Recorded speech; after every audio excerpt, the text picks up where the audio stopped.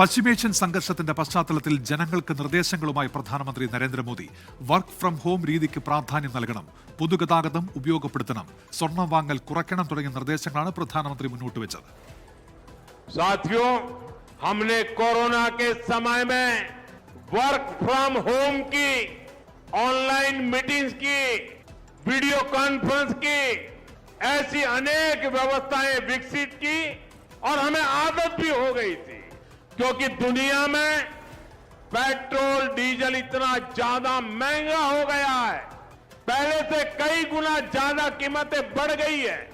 तो हम सबका दायित्व है पेट्रोल डीजल बचाकर हमें वो मुद्रा भी बचानी है. ഉത്തരവാദിത്തങ്ങളിൽ നിന്ന് ഒളിച്ചോടുന്നു എന്നായിരുന്നു ലോക്സഭാ പ്രതിപക്ഷ നേതാവ് രാഹുൽ ഗാന്ധിയുടെ പ്രതികരണം മോദിക്കെതിരെ.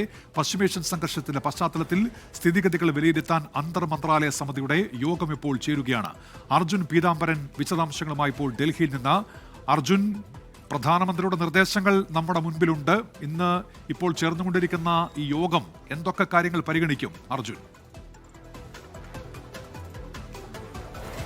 ഉന്മേഷ്, അല്പം മുൻപാണ് ഈ പശ്ചിമേഷ്യൻ സംഘർഷത്തിന്റെ സാഹചര്യങ്ങൾ, അത് ഇന്ത്യയിൽ ഉണ്ടാക്കുന്ന ആഘാതങ്ങൾ വിലയിരുത്താൻ വേണ്ടിയിട്ടുള്ള അന്തർ മന്ത്രാലയ സമിതി യോഗം ആരംഭിച്ചിരിക്കുന്നത്. പ്രതിരോധ മന്ത്രി രാജ്നാഥ് സിംഗാണ് യോഗത്തിന് നേതൃത്വം നൽകുന്നത്. ആരോഗ്യ മന്ത്രാലയം, അതുപോലെ പെട്രോളിയം മന്ത്രാലയം, ധനകാര്യ മന്ത്രാലയം, വ്യോമയാന മന്ത്രാലയം എല്ലാം തന്നെ ഈ സമിതിയുടെയും യോഗത്തിന്റെയും ഭാഗമായിട്ടുണ്ട്. ഏറ്റവും പ്രധാനമായിട്ടും വിദേശത്തിൽ നിന്നുള്ള ഇറക്കുമതി, അത് ഇന്ധനത്തിന്റെ, ഊർജ്ജത്തിന്റെ, അതുപോലെ തന്നെ ഫെർട്ടിലൈസേഴ്സ്, ഈ വളത്തിന്റെ, മറ്റ് സാമഗ്രികളുടെ, ഇതിലെല്ലാം ഇറക്കുമതി, ഇന്ത്യയിലെ ആഭ്യന്തര ഉൽപ്പാദനം, അതുപോലെ തന്നെ ഇന്ത്യയിലുള്ള വിതരണം, എല്ലാം നിലവിലുള്ള സാഹചര്യങ്ങളെല്ലാം തന്നെ പരിശോധിക്കുക, വേണ്ട മാനദണ്ഡങ്ങൾ പുറപ്പെടുവിക്കുക, പുതിയ പരിഷ്കാരങ്ങൾ വരുത്താനുണ്ടെങ്കിൽ അതിൻ്റെ നടപടികൾ കൈക്കൊള്ളുക തുടങ്ങിയിട്ടുള്ള കാര്യങ്ങളൊക്കെ തന്നെ ഈ യോഗത്തിൽ സാധാരണഗതിയിൽ ചർച്ചയാവുകയും അതിൻ്റെ തീരുമാനങ്ങളിലേക്ക് കൈക്കൊള്ളാറുമുള്ളത്. പക്ഷേ ഇപ്പോൾ ഈ പ്രധാനമന്ത്രിയുടെ വലിയ ആഹ്വാനങ്ങൾ വന്നിരിക്കുന്നു, മുന്നറിയിപ്പ് വന്നിരിക്കുന്നു. അതിൻ്റെ എല്ലാം പശ്ചാത്തലത്തിൽ വീണ്ടും രാജ്യം ഒരു ലോക്ക്ഡൗണിലേക്ക് നീങ്ങുകയാണോ, അതല്ല ഇന്ധന വില പെട്ടെന്ന് തന്നെ വർദ്ധിക്കാനുള്ള ഒരു പ്രഖ്യാപനം കാത്തിരിക്കുകയാണോ രാജ്യം, തുടങ്ങിയിട്ടുള്ള ചോദ്യങ്ങളെല്ലാം തന്നെ വരുന്നുണ്ട്. അതിൻ്റെ എല്ലാം പശ്ചാത്തലത്തിൽ അതിനിർണായകമാണ് ഇന്നത്തെ ഈ യോഗമെന്ന് പറയാൻ സാധിക്കും. ഇത് 5ാമത്തെ തവണയാണ് ഈ യുദ്ധം ആരംഭിച്ചതിന് ശേഷം. മാർച്ച്, ഏപ്രിൽ, മെയ്കളിൽ യോഗം ചേർന്നിരുന്നു. അതിനുശേഷം 5ാമത്തെ തവണയാണ് ഇപ്പോൾ ഈ യോഗം ചേരുന്നത്. ഇതിനു മുമ്പ് ഏപ്രിൽ 18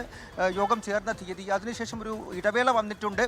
ഈ ഒരു ഇടവേളയ്ക്ക് ശേഷം ഇപ്പോൾ ചേരുന്നു. അതുകൊണ്ട് തന്നെ വളരെ പ്രാധാന്യം അർഹിക്കുന്നതാണ്. എന്തായാലും യോഗത്തിന് ശേഷം പ്രധാനപ്പെട്ട ചില മാനദണ്ഡങ്ങൾ ഇപ്പോൾ ഉണ്ടാകുന്ന, അതായത് ഇപ്പോൾ രാജ്യം മുന്നോട്ട് പോയിക്കൊണ്ടിരിക്കുന്ന രീതിയിൽ ചില പരിഷ്കാരം വേണമെങ്കിൽ, അതായത് ഇപ്പോഴത്തെ ഈ ആഭ്യന്തര ഉൽപ്പാദനം, അതിലുണ്ടാകുന്ന വിതരണം തുടങ്ങിയിട്ടുള്ള കാര്യങ്ങൾ, ഊർജ്ജത്തിൻ്റെയും ഇന്ധന വിതരണത്തിൻ്റെയും അടക്കം കാര്യങ്ങളാണ്. അതെങ്കിലും പരിഷ്കരണങ്ങൾ വരുത്തുന്നുണ്ടെങ്കിൽ അതിൻ്റെ മാനദണ്ഡം അടക്കം ഈ ഒരു യോഗം വിലയിരുത്തി അതിൻ്റെ പ്രഖ്യാപനങ്ങൾ നടത്തും. പക്ഷേ അപ്പോഴും അടുത്ത ദിവസങ്ങളിൽ വലിയ പ്രഖ്യാപനങ്ങൾ രാജ്യം കാത്തിരിക്കുന്നുണ്ടോ എന്നുള്ള ചോദ്യം തന്നെയാണ് ബാക്കിയാകുന്നത്.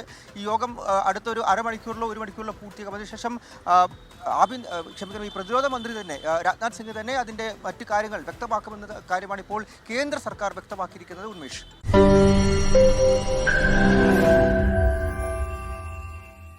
ലോകത്തെവിടെയായാലും ഏത് സമയത്തും 24 വാർത്തകളും ഓഗ്മെന്റഡ് റിയാലിറ്റി പാക്കേജുകളും എക്സ്പ്ലെയിനറുകളും വിശദമായി കാണാൻ ഞങ്ങളുടെ യൂട്യൂബ് ചാനൽ നിങ്ങൾക്ക് സബ്സ്ക്രൈബ് ചെയ്യാം.